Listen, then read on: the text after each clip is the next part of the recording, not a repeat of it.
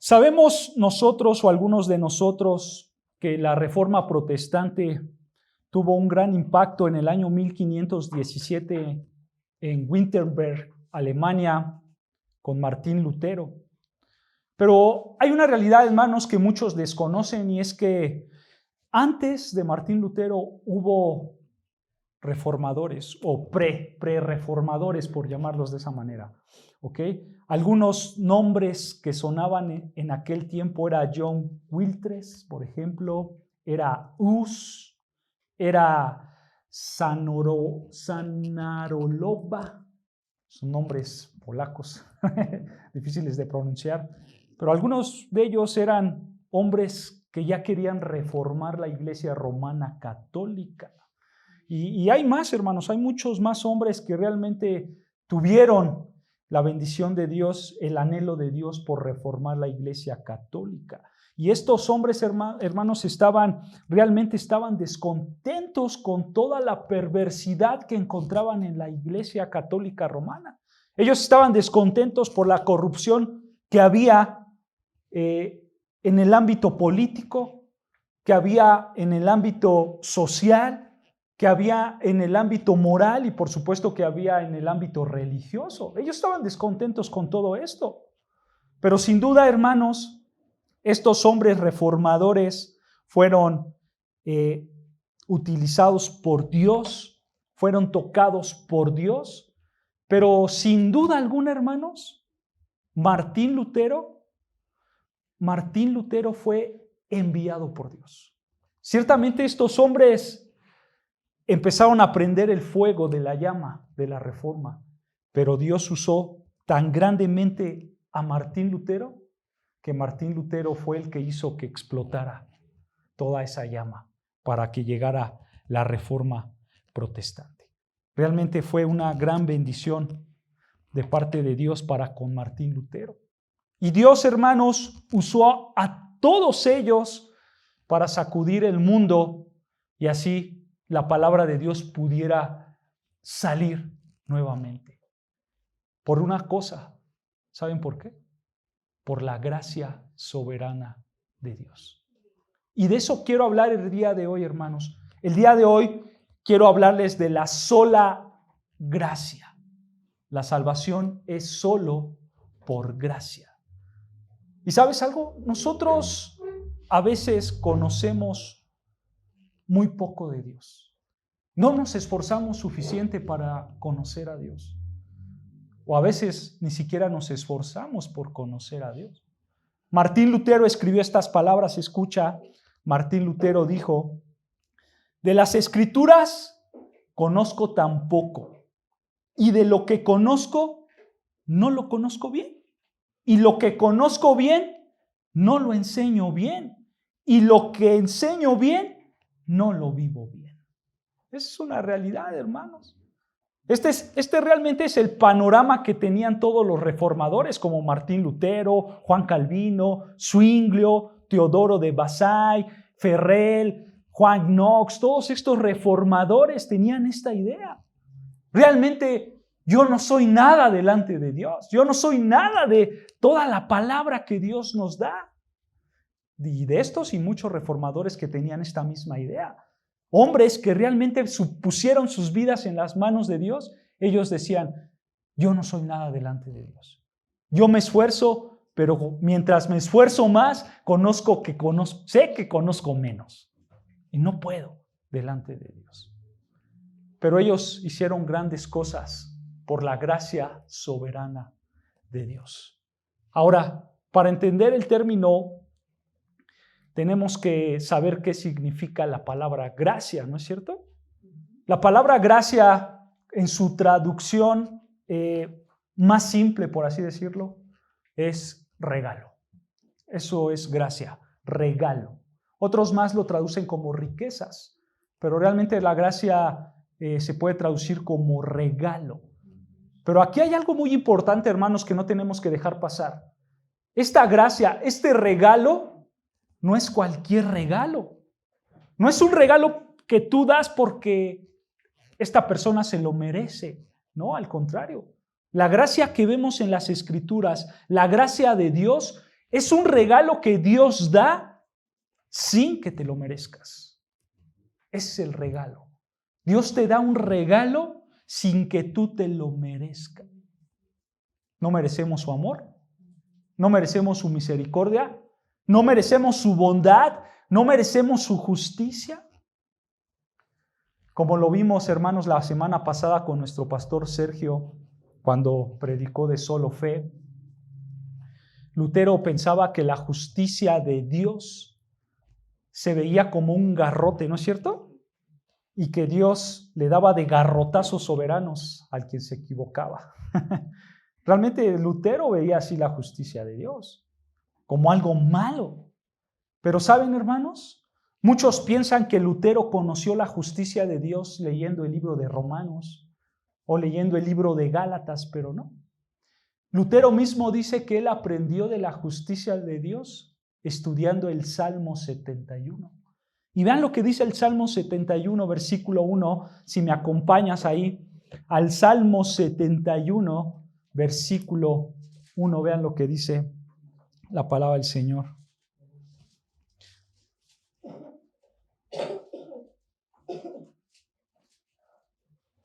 Salmo 71, versículo 1 dice así, escucha, en ti, oh Jehová, me he refugiado. No sea yo avergonzado jamás. Escucha, socórreme y líbrame en tu justicia. Inclina tu oído y sálvame. Nota, hermano, que la justicia es para librarnos. Dice el versículo 2, socórreme y líbrame en tu justicia. La justicia es para librarnos y para salvarnos, no para condenar. Y esa justicia, hermanos, va íntimamente ligada con la gracia soberana de Dios. Va íntimamente ligada. Así que vamos a profundizar más en el tema de la sola gracia de Dios. Así que acompáñame a Efesios capítulo 2, versículo 4. Vean lo que dice. Efesios 2, 4. Efesios capítulo 2, versículo 4. Efesios capítulo 2, versículo 4 dice, escucha, pero Dios, que es rico en misericordia, por su gran amor con que nos amó, aun estando nosotros muertos en pecados, nos dio vida juntamente con Cristo. Y escucha, por gracia sois salvos.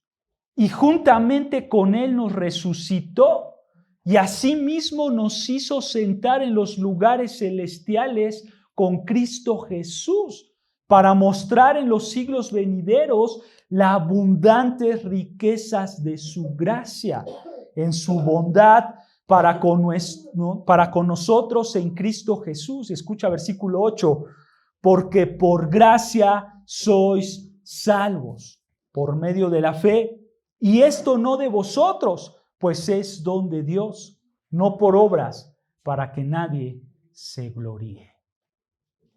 Escucha, hermanos, este texto claramente nos explica por qué nosotros somos salvados. Nosotros somos salvados por la gracia de Dios. Nosotros somos salvados por el regalo que Dios nos dio sin que nosotros lo merezcamos.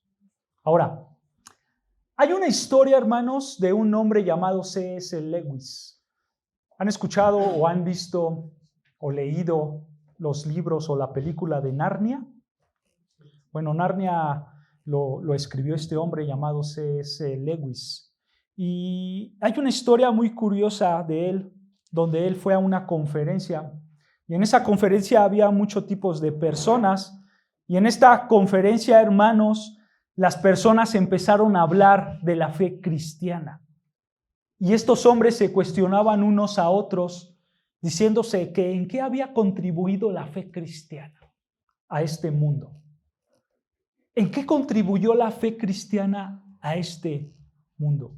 Lewis, para ese momento, hermanos, no se encontraba ahí. Lewis todavía no llegaba.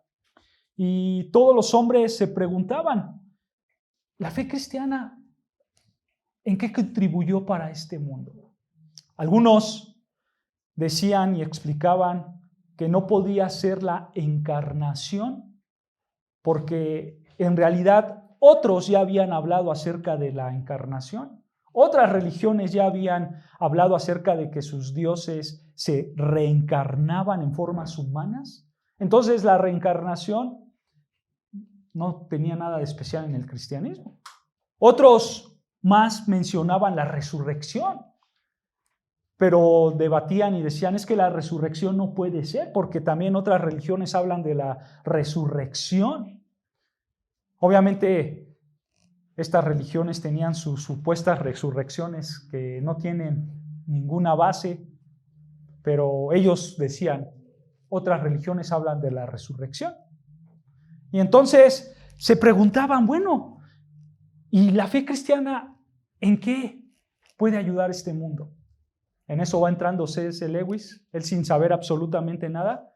Le preguntan, Lewis, ¿la fe cristiana en qué ha ayudado a este mundo? Y Lewis contestó de esta manera y dijo, es muy fácil, es muy fácil. El cristianismo ofrece de manera singular y únicamente sobre todas las religiones la salvación por gracia, separados por obras debido a la muerte de Cristo en la cruz. Eso es muy cierto. Esta es una gran verdad, hermano. Porque si tú piensas en el budismo, en esa religión te dice que tienes que cumplir con 8 pasos para que tú liberes al hombre de sus deseos egoístas y al final tú vas a poder reencarnar por tus buenas obras y deseos. Eso es lo que enseña el budismo. Si tú piensas en el hinduismo tiene ley del karma. ¿Lo has escuchado? Hasta seguramente ustedes lo han usado. Es tu karma. Bueno, eso enseña el hinduismo. El hinduismo enseña acerca del karma, que tú tienes que pasar por un trabajo en esta vida y que ese trabajo te va a purgar de tu karma, o sea, de tus vicios, de la suciedad de este mundo, y eventualmente tú por tus buenas obras, el karma va a ser tan grande que al final tú te vas a poder unir con Brahma. Eso es lo que enseña el hinduismo. ¿Qué enseña el Islam? El Islam dice que él tiene a su Dios llamado Alá. Alá. Y ellos dicen que Alá determina quién se salva y quién no se salva. Pero aquí hay un problema. El problema es que Alá no ha revelado quién se va a salvar y quién no se va a salvar. Entonces, pues quedamos en ceros con el Islam. Después entra el judaísmo, la religión donde nosotros venimos, ¿no es cierto? El judaísmo. Ciertamente, hermanos, el judaísmo está estancado por la salvación en las obras y por la salvación por ser pariente de Abraham, ¿no? Pero nosotros, hermanos, que hemos estudiado el Antiguo Testamento, sabemos que las Escrituras jamás han enseñado la salvación por obras, ya que las Escrituras siempre han enseñado que el justo por la fe vivirá, ¿no es cierto? El catolicismo igual, salvación por obras. Cree en Cristo más tus tradiciones y tus obras y serás salvo. Salvación por obras. ¿No es cierto? Entonces, vean, nosotros podemos ver todas las religiones y todas te hablan de una obra, de algo que tú tienes que hacer para poderte ganar la salvación. Pero cuando tú miras al cristianismo, tú miras que el cristianismo es el único que ofrece una salvación por gracia únicamente. Un regalo que Dios te da. Y eso es glorioso.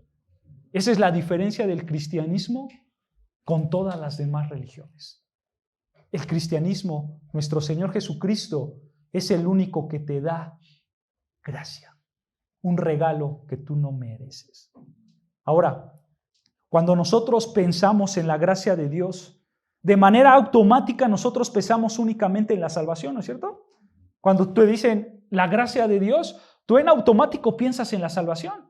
Pero hay una realidad, hermanos. La realidad es que la gracia de Dios se extiende por toda la creación de principio a fin en todos los sentidos. Solamente piensa en esto. El Padre, Él creó, ¿no es cierto?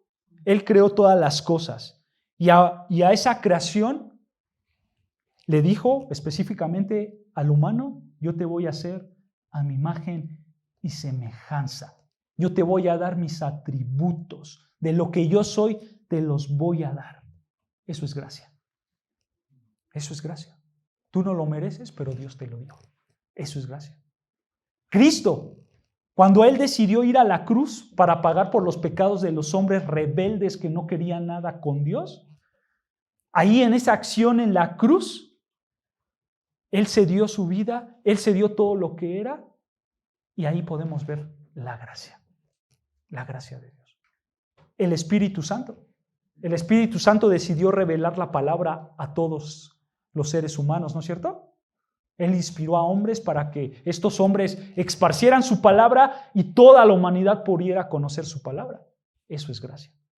Eso es gracia. Entonces, hermanos, nota que la gracia es trinitaria. Las tres personas de la Trinidad están involucradas en la gracia. ¿Para qué? Para el beneficio tuyo. Es para tu beneficio, para el beneficio de los hombres y de las mujeres que ponen su fe en Cristo Jesús.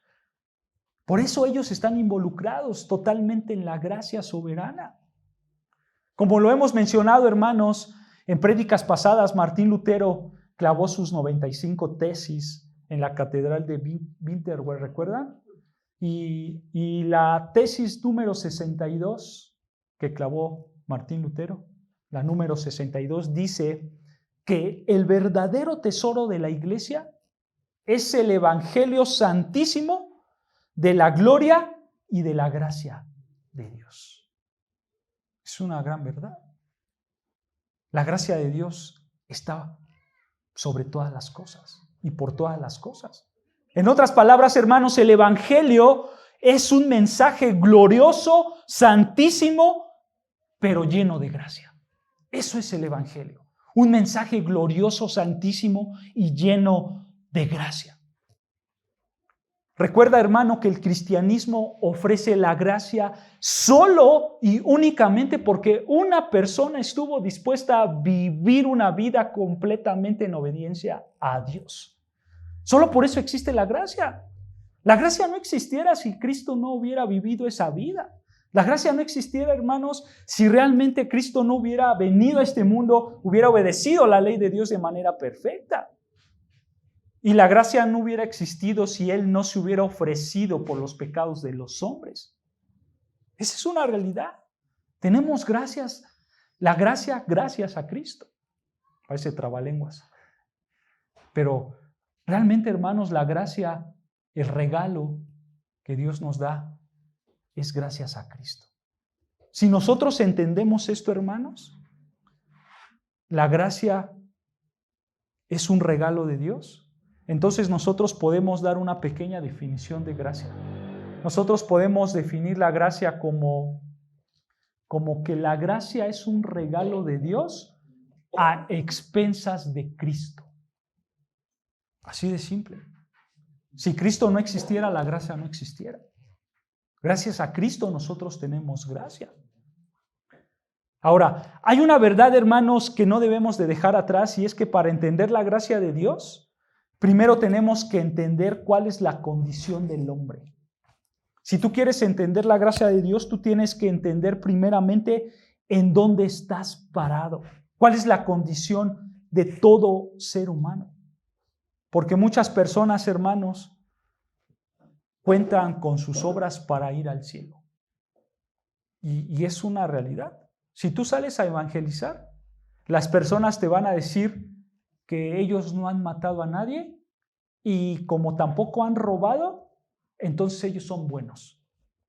Y entonces ellos ponen su bondad en una balanza y esa balanza va a pesar más en sus cosas buenas que en sus cosas malas. Y ellos dicen que por eso se van a ir al cielo. Por eso van a disfrutar del reino de los cielos. Así piensan muchos. De verdad, salgan a evangelizar, hermanos, y muchos les van a decir así.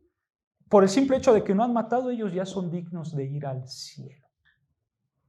Pero hermanos, nosotros debemos de ver qué dice la palabra de Dios. Nosotros tenemos que ver la realidad de las Escrituras.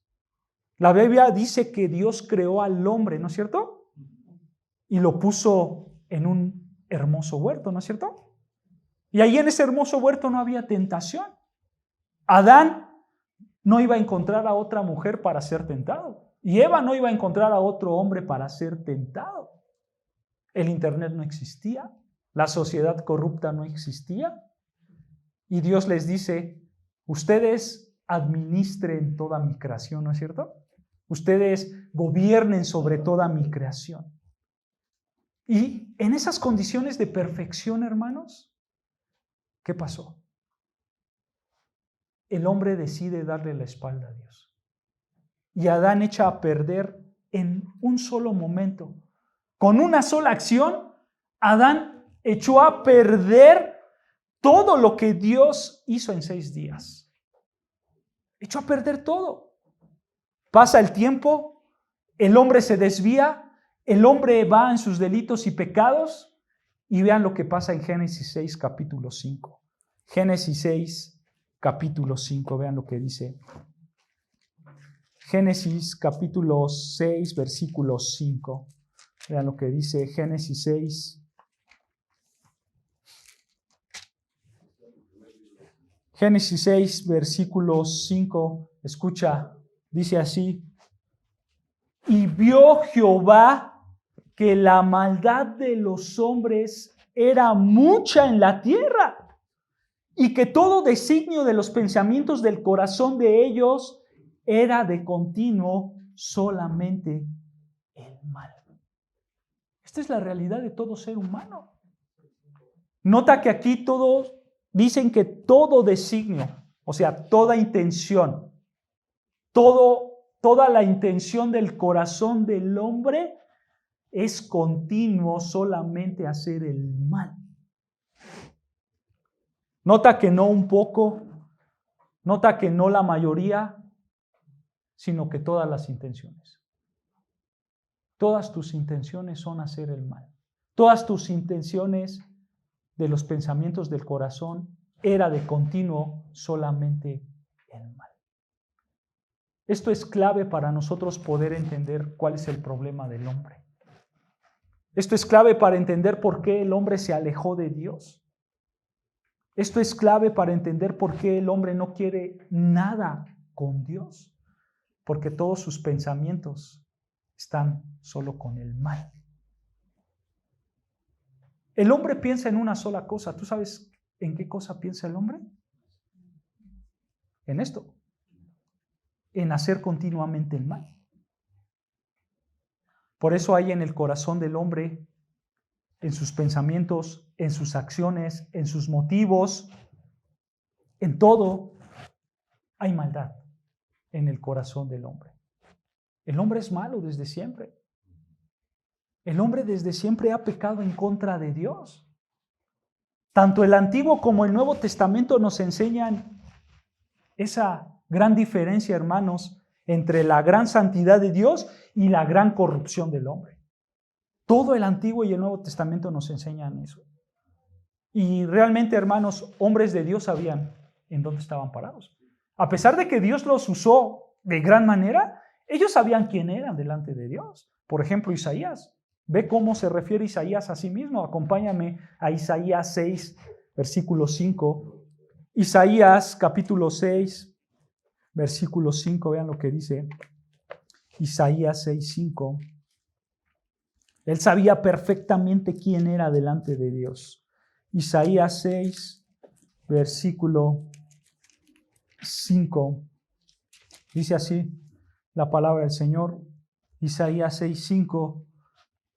Estas son palabras de Isaías, Escucha. Entonces dije, ay de mí, que soy muerto, porque siendo hombre inmundo de labios y habitando en medio de mi pueblo que tiene labios inmundos, han visto mis ojos al Rey Jehová de los ejércitos. Isaías dice, ay de mí, que soy muerto. Esta expresión de ay de mí es una expresión de miedo. Ay de mí, que soy muerto. ¿Por qué eres muerto, Isaías? Porque soy un hombre con labios inmundos. Soy pecador. Y a pesar que él estaba viendo al Rey de los cielos, a Jehová de los ejércitos, él sabía cuál era su condición verdadera. Esto también lo sabía Daniel. Vean lo que dice Daniel más adelante de Isaías, Daniel 9:5. Vean lo que dice Daniel capítulo 9, versículo 5. Dice así Daniel, capítulo 9, versículo 5. Vean lo que dice Daniel 9:5. Dice así, hemos pecado. Él está hablando por todo el pueblo, pero él se incluye. Y él dice, hemos pecado, hemos cometido iniquidad, hemos hecho impíamente y hemos sido rebeldes y nos hemos apartado de todos tus mandamientos y de tus ordenanzas. Nota, esto lo está diciendo Daniel, el cual Dios lo menciona como un hombre que tenía un espíritu extraordinario. Pero él dice, he pecado contra Dios. Que no se diga de Job, ¿no es cierto? Dios, ¿cómo menciona a Job? Como un hombre perfecto, intachable, ¿no es cierto? Pero ¿qué pasó con Job? Él pecó en ese dilema que tenía de qué le había pasado. Y él pecó. Porque todos somos pecadores, ¿no es cierto? Si hablamos del Nuevo Testamento, allí encontramos palabras muy fuertes. Vean lo que dice Romanos 3:10. Romanos capítulo 3, versículo 10. Romanos capítulo 3, versículo 10. Vean lo que dice Romanos 3:10. Dice así, escucha. Como está escrito, escucha, no hay justo ni aún uno. No hay quien entienda, no hay quien busque a Dios. Todos se desviaron, a una se hicieron inútiles. No hay quien haga lo bueno, no hay ni siquiera uno. El único que fue bueno fue crucificado en un madero, nuestro Señor Jesucristo. Fuera de ahí, nadie más hay justo delante de Dios. Y Dios, nuestro Señor Jesucristo, en ese sacrificio, nos trajo el perdón de pecados que nos da la entrada al reino de los cielos. Pero nuevamente fue por Cristo. Fue por Cristo, porque, nota, dice el versículo 11, no hay quien entienda y escucha, no hay quien busque a Dios. No hay quien busque a Dios. ¿Qué quiere decir esto, hermano? Esto quiere decir, hermanos, que cuando alguien te diga, yo busco a Dios, o cuando tú digas, yo busqué a Dios, eso es mentira. Eso es mentira, porque nadie busca a Dios.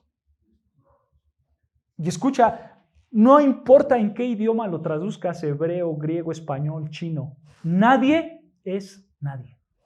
Nadie buscó a Dios. ¿Sabes, hermanos? Si la salvación existe, es porque Dios decidió buscar al hombre. Por eso existe la salvación.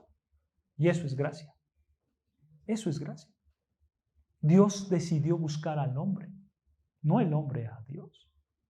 Vean versículo 18, más abajo, versículo 18 dice, no hay temor de Dios delante de sus ojos. Así es todo el humano. O sea, nota, no hay justo, no hay quien lo busque, todos se apartaron de él, no hay temor de Dios delante de sus ojos, pero eso sí, el hombre es muy bueno. yo soy muy bueno, yo me voy a ganar el cielo. Hermanos, no hay que engañarnos. Realmente el pecado ha cauterizado la conciencia de los hombres, ¿no es cierto?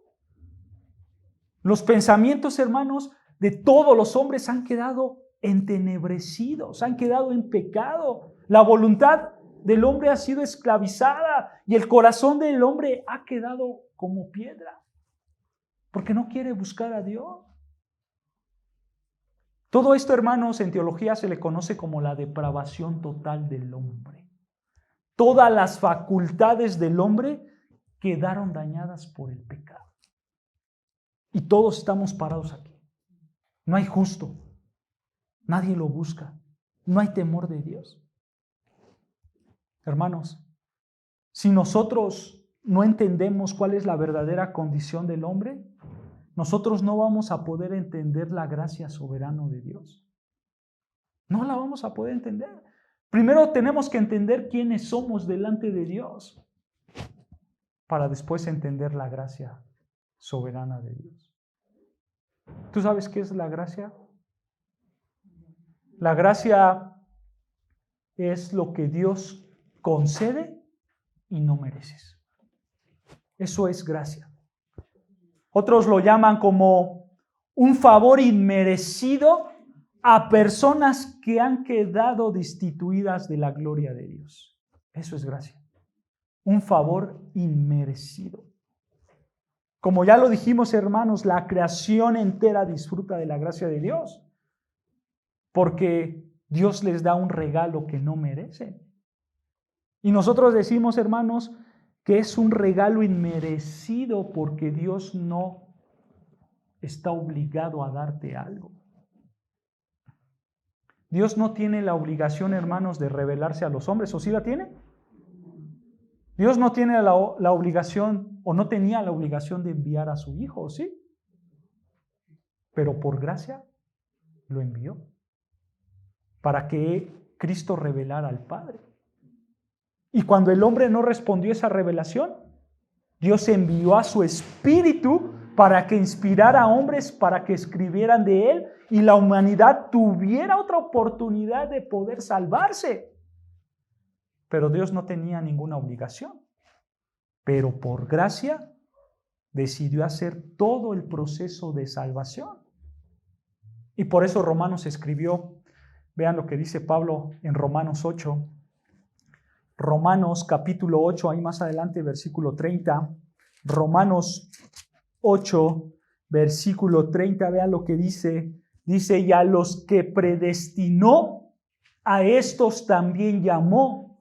Y a los que llamó, a estos también justificó. Y a los que justificó, a estos también glorificó. Él no tenía que hacer esto, pero lo hizo solo por gracia. Por eso Él hizo este proceso. A los que predestinó, a estos llamó. A los que llamó, a estos justificó. A los que justificó, a estos glorificó. Eso es gracia, hermanos. Eso es gracia. ¿Recuerdan lo que leímos en Efesios 2? Acompáñame a Efesios 2, versículo 8. Vean lo que dice Efesios 2. Efesios capítulo 2, versículo 8. Dice así, Efesios 2, 8. Escucha, y seguro es un versículo que te sabes. Porque por gracia sois salvos, por medio de la fe, y esto no de vosotros, pues es un don de Dios. Un pastor decía, la salvación no es una demanda, es una donación. Eso es cierto. Eso es cierto.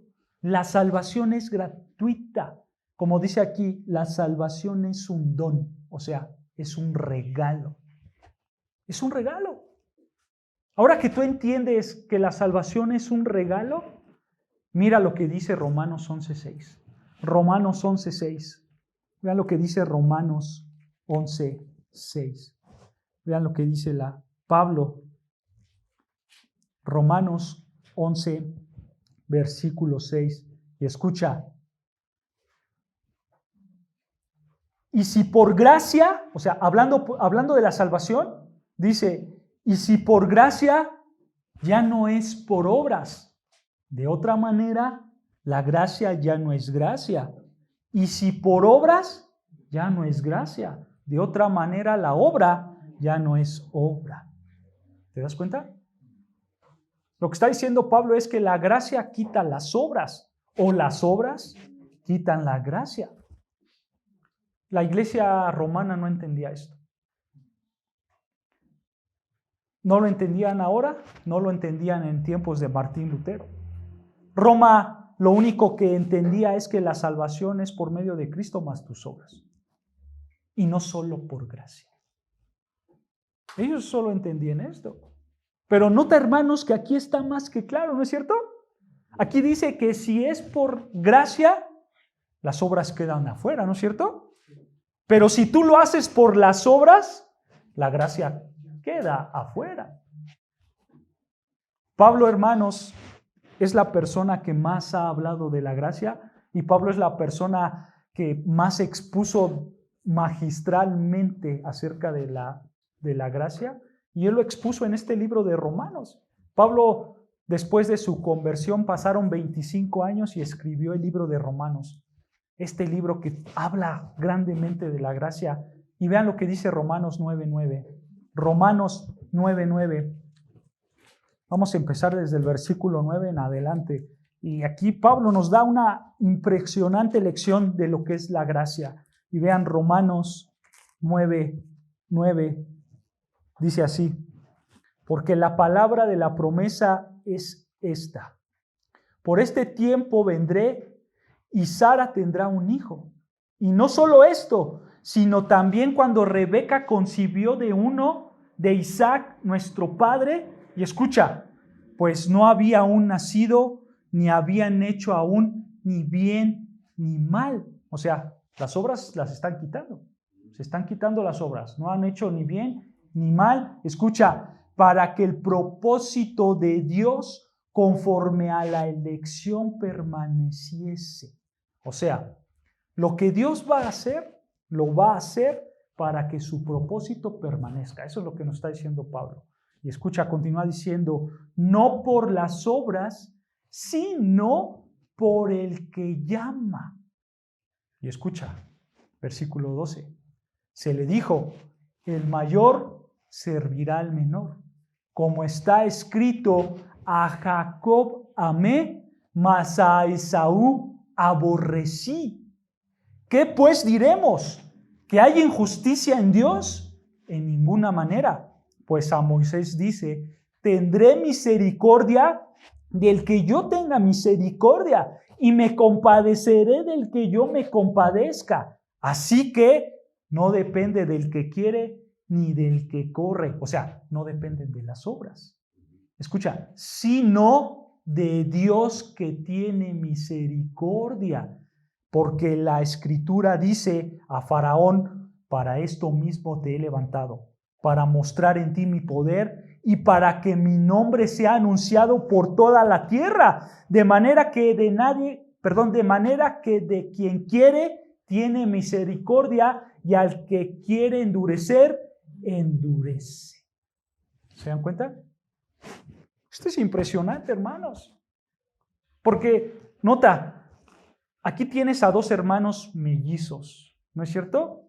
Uno Jacob, otro Esaú. Pero aquí nos están diciendo que Dios eligió al menor, que es Jacob, sobre al mayor, que es Esaú. Y esto es contrario a la costumbre hebrea, donde la costumbre hebrea hacía que el mayor tuviera la bendición. Pero Dios dice que Él lo hizo al revés, ¿no es cierto? Dios contradijo la tradición cultural, pero dice el texto que Él lo hizo por un propósito.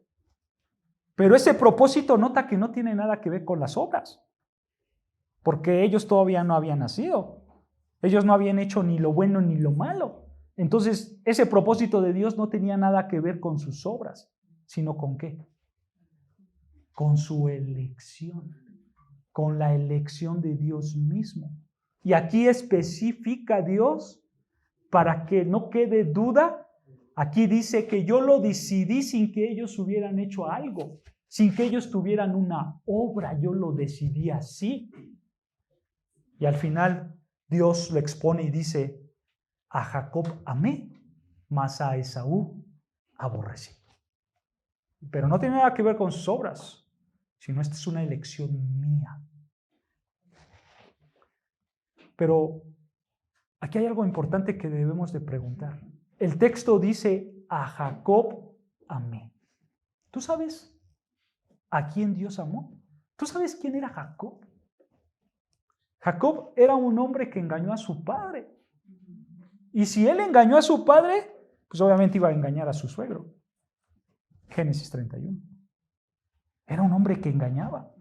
En pocas palabras, Jacob no era una paloma, una blanca palomita como decimos, ¿no es cierto? Él no era así. Él era pecador. Pero también dice el texto que Dios aborreció a Esaú. Aborreció a Esaú. Un día le preguntaron al gran predicador Charles Spurgeon, le preguntaron, Spurgeon, ¿por qué Dios aborreció a Esaú? ¿Saben qué contestó? Delante de esta pregunta, ¿sabes por qué Dios aborreció a Esaú? Spurgeon contestó, miren, yo puedo entender por qué Dios aborreció a Esaú. Lo que no puedo entender es por qué Dios amó a Jacob. Eso es una gran verdad, hermanos. Porque ciertamente todos pecamos. Esaú era un pecador. Quizás por eso lo aborreció. Pero Jacob era un pecador y lo amó. ¿Por qué lo amó? Esa tendría que ser la gran pregunta. ¿Por qué Dios amó a Jacob? ¿No es cierto? ¿Tú sabes por qué lo amó? Simple. Por pura gracia. Por pura gracia. Ahí está, hermanos. Algunos pueden decir, es que eso es injusto. Pablo bien lo dijo, versículo 14. ¿Qué pues diremos? ¿Que hay injusticia en Dios? Pablo, como todo un buen maestro, él se adelanta, se anticipa a las preguntas de sus alumnos y él les dice, de ninguna manera. Dios no es injusto. Él no es injusto. De ninguna manera, o sea, ni lo pienses. Eso no puede pasar en Dios. Pero ¿qué pasa con los hombres? Los hombres piensan que Dios es injusto. Porque como dice el dicho, el león piensa que todos son de su condición, ¿a poco no? Por eso ellos piensan que Dios es injusto. Y ¿sabes? Esto mismo le pasó a Abraham. ¿Tú recuerdas que Dios quería destruir Sodoma y Gomorra? ¿Recuerdas la historia? Y Abraham le dice a Dios, Dios, ¿tú vas a juzgar a buenos y a malos por igual? Abraham pensando que todos eran buenos, ¿no es cierto? Y Abraham le dice a Dios, Señor, si hay 50 justos, no los destruyas, por favor. Y Dios le dijo, ándale, sí, Abraham, si hay 50, no los destruyo. No, pero mejor 40. También, si hay 40. No, y 35, y 20, y 25, y 10. Y resultó que no había ningún justo. Y ahí Abraham, hermanos, entendió que todos merecemos condenación. Todos. Pero Dios salvó a algunos. Salvó a Lot, ¿no es cierto? ¿Por qué? Por gracia. Por gracia. Él no lo merecía, Dios se lo regaló. Por eso lo salvó. ¿Pueden comprender la gracia de Dios, hermanos? Dios actúa en todas las maneras. Y hay una realidad, hermanos. Nosotros a veces queremos condenar a Dios porque Él elige a unos y a otros no. En términos de salvación, por supuesto. Pero, hermanos, si tú lees la Biblia, tú te vas a dar cuenta que Dios está eligiendo siempre. Dios siempre está eligiendo. ¿Por qué eligió a Abraham y no a su papá, Taré? ¿Por qué eligió a la nación de Israel y no eligió a otro pueblo? ¿Por qué Dios eligió a estos profetas que tenemos aquí y no a los hermanos de estos profetas? Jeremías lo dice: yo fui elegido desde el vientre de mi madre. Todavía no había nacido y él ya había sido elegido. En el Nuevo Testamento pasa absolutamente lo mismo. Ustedes recuerdan, nuestro Señor Jesucristo salió a su ministerio. Muchas personas lo empezaban a seguir, ¿recuerdan? A tal grado que él empezaba a hacer muchos milagros, a tal grado que les dio de comer pescado y pan cuando los multiplicó. Y toda la gente venía, pero cuando toda esa gente se acercaba al Señor Jesucristo, ellos se acercaban con intereses de que Él daba comida. Pero al otro día, como ya no dio nada, ¿qué pasó? Se fueron, ¿no es cierto? Se fueron estos hombres. ¿Y qué hizo el Señor Jesucristo? Se voltea y mira a Pedro y le dice: Pedro, ¿tú también te quieres ir con ellos? Pedro, ¿qué contestó? No. ¿Con quién iremos si tú eres el único que tiene palabras de vida eterna? ¿Recuerdan esa historia? Pero más adelante, hermanos, si continúas leyendo, más adelante nos explica por qué ellos no se fueron. ¿Por qué Pedro y los apóstoles no se fueron? ¿Sabes por qué? Cristo les dice: porque ustedes no me eligieron a mí, sino que yo los elegí a ustedes. Ahí está. Así de simple. Eso es gracia soberana. Del que Él quiere tener misericordia, va a tener misericordia. Y al que Él quiere endurecer, va a endurecer. Eso es gracia soberana, hermanos. Hay una realidad: nosotros jamás vamos a conocer los caminos de Dios. Pero lo revelado, lo entendible, aquí lo tenemos. Aquí lo tenemos. Y podemos comprender la gracia soberana de Dios. Hermanos, Dios no te salvó porque te ves bien guapo o guapa, ¿eh? Dios no te salvó por tus buenas obras. No. Dios, ¿por qué te salvó? Porque Él es benevolente, porque Él es bueno, porque Él es amoroso, porque Él es justo. En pocas palabras, por lo que Él es. Por eso Dios te salvó. Su amor lo movió para que te diera la gracia. Dios no se movió porque el hombre tenía algo bueno. No. Todo lo que Él es hizo que tú tuvieras la salvación. O sea, la esencia de Dios mismo, lo que Él es, fue lo que le motivó a salvarte. Por eso te dio el regalo de salvación, la gracia de salvación. Su amor, hermano, su misericordia, su sabiduría, su santidad, todo lo que Él es, eso hace que Él actúe para salvarte. Porque no depende de las obras, sino depende del que llama. ¿Quién es el que llama? Dios. Y entonces todo lo que Él es lo mueve a salvarte.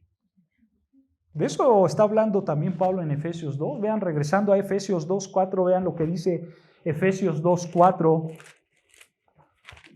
Efesios 2, versículo 4, vean lo que dice. Efesios 2:4 dice, escucha: pero Dios, que es rico en misericordia, y escucha, por su gran amor con que nos amó, aun estando nosotros muertos en pecado, nos dio vida juntamente con Cristo, y escucha, por gracia sois salvos. Aquí está. Él nos salva porque aquí dice que Él es rico ¿en qué? En misericordia. Y Él nos salva por el gran amor, por su gran amor con que nos amó y por gracia. ¿Te das cuenta? ¿Te das cuenta que todo está alrededor de Dios y no alrededor del hombre? Dios te regaló la salvación. Tú no la mereces, pero te la regaló. ¿Por qué me regalaste la salvación, Dios? Y Dios te dice, por lo que yo soy. Por lo que yo soy. ¿Sabes algo, hermanos? Nosotros no estamos acostumbrados y a veces no entendemos la gracia por una simple razón. Nosotros estamos acostumbrados a ganar todo, ¿no es cierto? Tú trabajas y te pagan. Estudias, te esfuerzas y consigues un buen trabajo. Haces algún tipo de deporte y los resultados van a llegar después, ¿no es cierto? Tu trabajo tiene una recompensa. Siempre estamos ganando cosas. Pero cuando Dios te ofrece una salvación completamente gratis, nosotros no la queremos. Nosotros la rechazamos. ¿Sabes por qué? Porque eres orgulloso.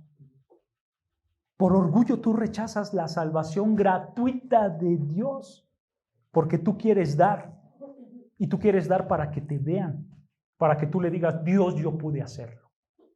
Eso es orgullo, eso es orgullo. Tú quieres recibir la gloria. Y cuando Dios te dice, mi salvación es gratuita, tú dices, no, Dios, porque eso gratis no adorna a mi orgullo.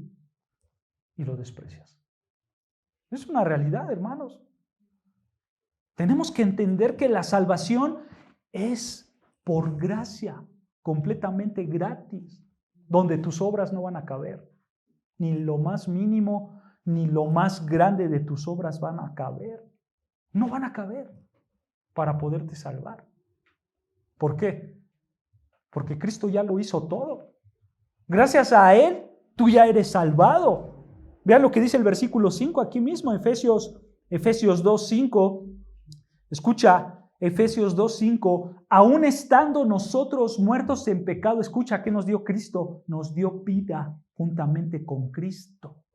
Por gracia sois salvos. Y escucha, y juntamente, versículo 6, y juntamente con Él nos, ¿qué? Nos resucitó y asimismo nos hizo, ¿qué? Sentar en los lugares celestiales con Cristo.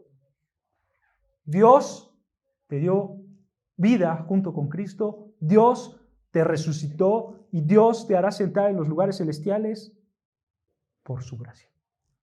Por su gracia. Hermanos, el amor y la gracia también van pegados de la mano. Dios es un Dios de amor y por ese amor Él da el regalo de la gracia. Uno no puede salir después del otro, ¿no? El amor y la gracia de Dios van juntos. Pero tienes que entender algo, hermanos. Dios no es como tú. Dios no es que cuando tú viste a tu esposa o tu esposo, ¿qué pasó? Te enamoraste de él, ¿no es cierto? O de ella. Porque tú viste algo que te gustaba de él o de ella. Por eso te enamoraste. Pero con Dios no sucede así. No. Dios te vio a ti. Mejor me vio a mí. Y dijo, qué feo. Qué feo. Ya después dijo Dios, lo voy a ver por dentro. Está más feo. Y esa es una realidad, hermano. Dios nos amó cuando estábamos muertos en nuestros pecados, ¿no es cierto? Muertos en nuestros delitos y pecados. Todo en nosotros estaba podrido como un cadáver. ¿Tú has visto un cadáver? ¿Cómo está? ¿Cómo huele? Feo, podrido. ¿Quién se va a enamorar de un cadáver? ¿Quién se va a enamorar de un cadáver? Nadie. No hay nada en este mundo, hermanos, escucha, para nosotros poder enamorar a Dios. Nada. Aún así, Él, por su gran amor, escucha, por el amor de Él, nos amó. Y aún siendo sus enemigos, sobre todas las cosas, Él nos dio de su gracia. ¿No es cierto?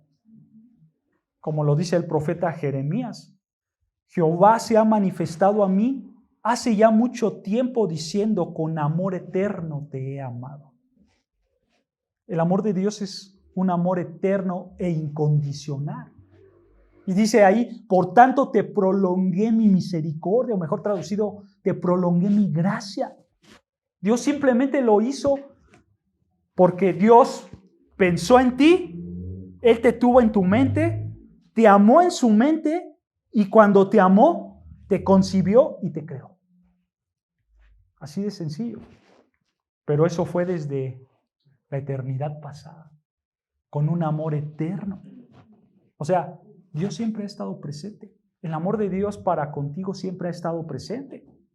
Dios no te amó el día que te salvó, ¿sabías? No. Dios te amó antes de crear todas las cosas. Todas las cosas. Ese amor ya existía. Dios creó todo y ese amor estaba ahí. Después, Dios te creó a ti y ese amor seguía ahí. Después, tú pecaste en contra de Dios. Tú te hiciste su enemigo y Dios te siguió amando. Y Él dice, mi amor es eterno y jamás va a terminar. Aun cuando estés en la gloria, mi amor seguirá siendo perfecto para ti. Eso es gracia. ¿Se dan cuenta? Eso es gracia. ¿Tú sabes por qué Dios te ama? ¿Tú sabes por qué Dios te ama? ¿Te has hecho esa pregunta? ¿Algún día te has hecho la pregunta, ¿por qué me amas, Dios? Es muy simple, hermanos. Dios te ama porque Dios quiere dar. Dios quiere dar. Es el motivo del amor, el dar. De tal manera dio Dios al mundo, ¿no? ¿Recuerdan ese versículo? Juan 3:16, que dio a su Hijo para que todo aquel que cree no se pierda, más que viva. Por eso Dios te ama, porque Dios quiso darte.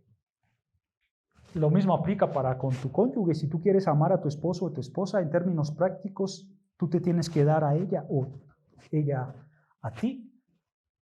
Uno recibe porque el otro da, pero el que da, lo da ¿por qué? Por amor, no por condición. Así mismo pasa con Dios. Él te da de lo que Él es. Y sabes, hermano, si tú te alejas de Dios, a Dios le va a doler porque tú has perdido algo. Tú has perdido algo. Dios no pierde nada si tú te vas, ¿sabías eso? Pero ¿por qué le duele a Dios si tú te vas? Porque cuando una persona se aleja de Cristo, a Dios le duele tanto porque el amor de Dios trata de entregar, trata de dar. Y tú has rechazado lo que Dios te quiere dar. Tú has rechazado la oferta que Él te da. Por eso Dios se entristece. Pero Dios no pierde. El que perdió fuiste tú, porque tú no recibiste lo que Él te quiso dar. ¿Se dan cuenta? Todo esto es gracia, hermanos. Todo esto es gracia. Y vean lo que dice ahí Efesios 2:7. Efesios 2:7, como lo vimos en el 5, Dios nos da vida eterna, nos resucita con Cristo, nos hace sentar en lugares celestiales. Y escucha el motivo, versículo 7, Efesios 2:7, para mostrar en los siglos venideros las abundantes riquezas de su gracia en su bondad para con nosotros en Cristo Jesús. Hermano, ¿aún no has visto la plenitud de la gracia de Dios?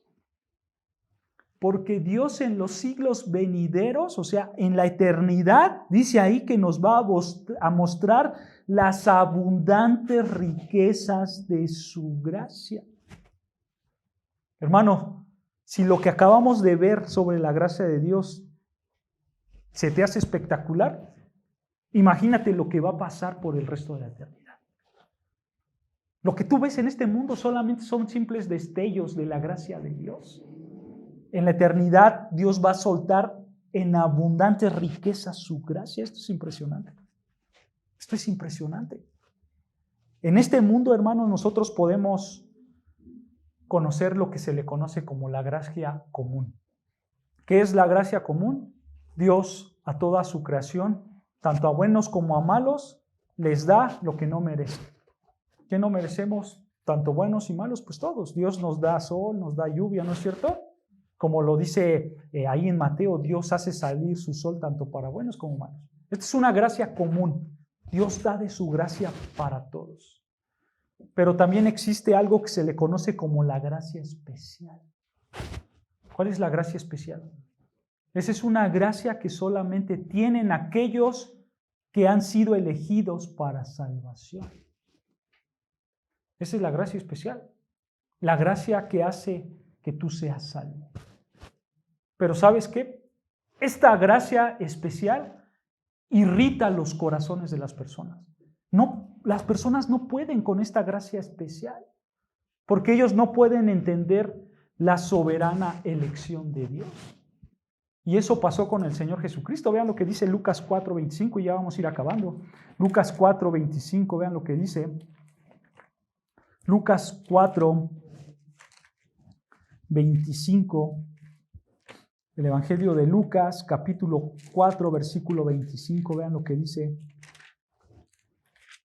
Aquí el Señor Jesucristo está delante de los hombres en una sinagoga y vean lo que les enseña. Lucas 4:25 dice: y en verdad os digo que muchas viudas había en Israel en los días de Elías, cuando el cielo fue cerrado por 3 años y 6 meses y hubo una gran hambre en toda la tierra. Pero a ninguna de ellas fue enviado Elías, sino a una mujer viuda en Sarepta de Sidón. Y muchos leprosos había en Israel en tiempos del profeta Eliseo, pero ninguno de ellos fue limpiado, sino Naamán de Sirio. Detengámonos aquí. Jesús les está diciendo a estos judíos, les está diciendo: judíos, había en Israel viudas, pero Dios decidió pasar sobre ellas y no ayudarlas. Judías. Pero Dios decidió mejor ayudar a una mujer Sarepta, y ahí fue cuando envió a Elías. ¿Y sabes qué, judío? Lo mismo pasó con un leproso. Había muchos leprosos en Israel, pero Dios no decidió ayudar a los leprosos, sino que Dios decidió enviar a Eliseo para ayudar y sanar a un sirio. En esta explicación de la gracia de Dios, Dios decide ayudar a unos. Vean lo que pasó, versículo 28. Versículo 28. Al oír estas cosas, todos en la sinagoga se llenaron de ira y levantándose le echaron fuera de la ciudad y le llevaron hasta la cumbre de los montes sobre el cual estaba edificada la ciudad de ellos para despeñarle. Nota, estos judíos estaban súper enojados porque estos hombres no podían concebir en sus mentes la gracia soberana de Dios. Ellos no podían entender en sus mentes que la gracia soberana de Dios se extiende para todos los hombres. Pero ya lo vimos. Dios lo dijo: tendré misericordia del que yo quiera tener misericordia. ¿Eso es injusto? No. ¿Es injusto según quién? ¿Según quién es injusto esto? Si el estándar mismo de justicia es Dios mismo. Cuando tú, hermano, cuestionas a Dios, por así decirlo, es como si cuestionaras a un metro. Al metro de medir. El metro de medir, tú lo haces y te dice: aquí hay un metro, ¿no es cierto? Pero tú dices: no, esto no es un metro. Y el metro te dice: sí, este es un metro. Tú tienes que creer, porque el estándar de medida, ¿quién es? El metro, ¿no es cierto? Quizás es un ejemplo muy burdo, hermanos, pero así pasa con Dios. Tú no puedes cuestionar al que es el estándar mismo de todas las cosas. Tú no puedes cuestionar a Dios. Él es justo y Él salva al que quiera. ¿Por qué? ¿Porque lo merece el que ha salvado? No, por gracia. Porque es un regalo. ¿Se dan cuenta? Esto es gracia, hermanos. Para concluir, en toda la Escritura, hermanos, nosotros vemos que la salvación es por gracia, debido al amor con que Dios nos amó.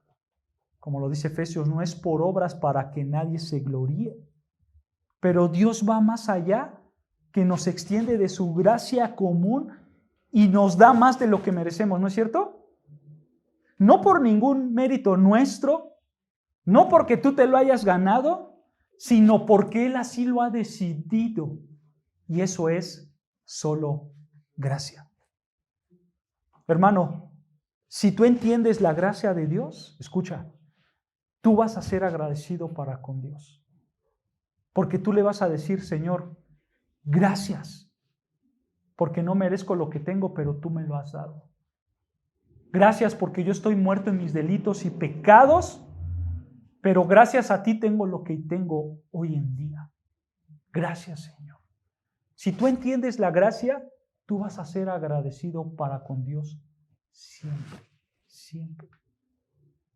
¿Tú sabías, hermanos, que hay un estudio que en las últimas 24 horas han muerto 50,000 personas en regiones alejadas donde nunca se han escuchado el Evangelio? En 24 horas mueren 50,000 personas que jamás han escuchado el Evangelio. Teniendo esto en mente, hermanos, tú y yo escuchamos el Evangelio millones de veces. Millones de veces. ¿Sabes qué es eso? Eso es gracia sobre gracia. Nosotros podemos salvarnos por la gracia de Dios. Nosotros podemos adorar a Dios por su gracia. Podemos comer por su gracia, podemos vestir por su gracia, podemos tener relaciones familiares por su gracia, podemos tener relaciones sentimentales por su gracia. Todo es por su gracia. Y ese es nuestro fundamento como cristianos. No por obras, sino por la gracia de Dios, por el único regalo que nos ha dado de su salvación. Oremos al Señor, hermanos.